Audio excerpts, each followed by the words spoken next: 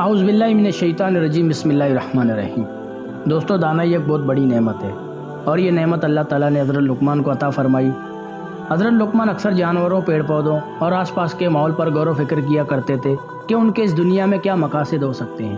ایک دن انہوں نے خواب میں دیکھا کہ ایک فرشتہ ان کے پاس آیا اور کہا، اے لقمان، اللہ تعالیٰ آپ کو دو چیزوں میں سے ایک چیز عنایت کرنا چاہتا ہے، بادشاہت کو پسند کرو گے یا حکمت و دانائی کو؟ تو حضرت لقمان نے کہا کہ حکمت و دانائی کو۔ پھر اللہ تعالیٰ نے ان کو حکمت و دانائی عطا کی، جس پر آپ نے اللہ تعالیٰ کا شکر ادا کیا۔ ایک دفعہ آپ کو ایک گروہ نے اغوا کر کے غلام بنا دیا اور آزادی سے محروم کر دیا، اور آپ نے اللہ تعالیٰ کی طرف سے مشکلات سے بھرے اس امتحان میں بھی شکر ادا کیا اور صبر کیا۔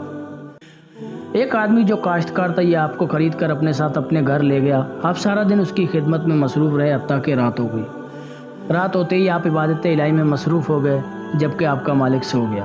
جب رات کا ایک پہر گزرا تو آپ نے اپنے مالک سے کہا کہ میرے آقا، جنت کو آراستہ کر دیا گیا ہے اور جہنم کو بھڑکا دیا گیا ہے۔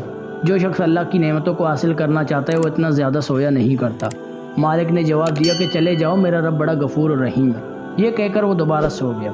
جب رات کا دوسرا پہر گزرا تو آپ پھر اپنے آقا کے پاس گئے اور اسے ہلا کر کہنے لگے کہ میرے آقا، جو وقت گزر گیا وہ گزر گیا، اب بھی آپ اٹھ جائیں، باقی وقت اللہ کی عبادت میں صرف کریں، کیونکہ بہت جلدی تجھے آخرت کے سفر پر روانہ ہونا ہے۔ اب کی بار پھر مالک نے وہی جواب دیا کہ اے غلام، چلے جاؤ، مجھے سونے دو، میرا رب بڑا غفور اور رحیم ہے اور نہایت مہربان ہے۔ اور صبح ہونے کے قریب آپ پھر اپنے مالک کے پاس گئے اور کہا، میرے آقا، اب تو پرندے بھی اپنے گھونسلوں سے نکل کر ذکر الہی میں مشغول ہو چکے ہیں، بیابانوں میں جنگلی جانور بھی اپنے مکانوں کو چھوڑ کر اللہ کی حمد و ثنا میں مصروف ہیں۔ آپ بھی اپنے رب کی بارگاہ میں جو مانگنا چاہتے ہیں مانگے، اس کے لیے یہ بہترین وقت ہے۔ مالک نے جواب دیا کہ اے غلام، مجھے کچھ دیر اور سونے دو، میرا رب بڑا غفور اور رحیم اور مہربان ہے۔ حضرت لقمان پھر واپس چلے گئے اور صبح کی عبادت کے بعد اپنے کام کاج میں مصروف ہو گئے۔ اتنے میں آپ کا آقا بیدار ہو گیا اور اس نے آپ کو 10 کلو جو دے کر کہا کہ جاؤ اسے زمین میں کاشت کر دو۔ حضرت لقمان نے وہ جو لے کر اس کی جگہ باجرہ کاشت کر دیا۔ کچھ عرصہ بعد جب وہ باجرہ اگ گیا تو حضرت لقمان اور اس کا مالک زمین میں چکر لگانے کے لیے گئے تو اس نے زمین میں باجرہ اگا دیکھا تو کہنے لگا، اے لقمان، میں نے تو تمہیں کہا تھا کہ زمین میں جو بونا، لیکن تو نے باجرہ کیسے بو دیا؟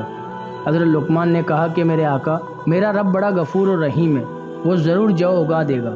مالک نے کہا، تو نے درست کہا، لیکن جب تو زمین میں باجرہ بوئے گا تو اس میں سے جو کیسے نکلے گا؟ حضرت لقمان نے فرمایا، بالکل اسی طرح جب آپ غافلوں کی طرح پڑے سوتے رہیں گے تو صالحین کے درجے کو کیسے پا سکیں گے؟ حضرت لقمان کی اپنے بیٹے کو کی گئی نصیحتوں کا ذکر قرآن مجید کی سورہ لقمان میں کچھ اس طرح ہوا ہے۔ اور جب لقمان نے اپنے بیٹے کو نصیحت کرتے ہوئے کہا تھا کہ بیٹا، اللہ کے ساتھ کسی کو شریک نہ ٹھہرانا، بے شک شرک کرنا بہت باری ظلم ہے۔ بیٹا، اگر کوئی عمل رائی کے دانے کے برابر ہو، پھر وہ کسی پتھر کے اندر ہو یا آسمان کے اندر یا زمین کے اندر، تب بھی اللہ اسے حاصل کر دے گا، بے شک اللہ بڑا باریک بین اور باخبر ہے۔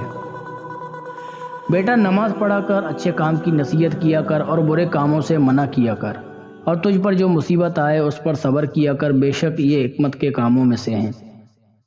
اور اپنے چلنے میں میانہ روی اختیار کر، اور اپنی آواز کو پست کر، بے شک آوازوں میں سب سے بری آواز گدھوں کی ہے۔ اور اسی کے ساتھ ہی آج کی ہماری اس ویڈیو کا اختتام ہوتا ہے۔ اگر ویڈیو پسند آئے تو اسے اپنے دوستوں کے ساتھ شیئر کرنا نہ بھولیں۔ ملتے ہیں ایک اور نئی ویڈیو کے ساتھ۔ اللہ حافظ۔